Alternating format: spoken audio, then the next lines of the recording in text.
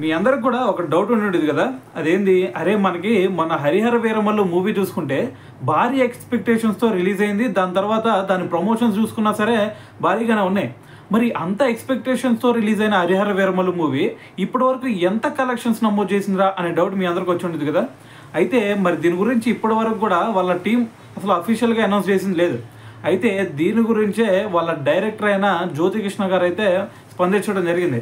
అయితే ఆయన ఏమంటున్నాడంటే, ఇప్పుడు మేము గనక ఈ కలెక్షన్స్ గురించి మీకు చెప్పామంటే అఫీషియల్గా, సో ఎవరైతే ఈ మూవీ ఇష్టపడకుండా ఉంటారో, సో తెలిసిందే కదా, సో కొంతమంది మరి ఈ మూవీ ఫ్లాప్ అవ్వాలని చెప్పేసి ఎవరైతే కోరుకున్నారో వాళ్ళందరూ కూడా ఒకే ప్రచారం చేస్తారు. అదేంది, అరే వీళ్ళు ఫేక్ కలెక్షన్స్ని బయట పెడుతున్నారా, సో రియల్గా ఇంత రాలేదురా అని చెప్పేసి వాళ్ళే మళ్ళీ దీని గురించి మాట్లాడతారు.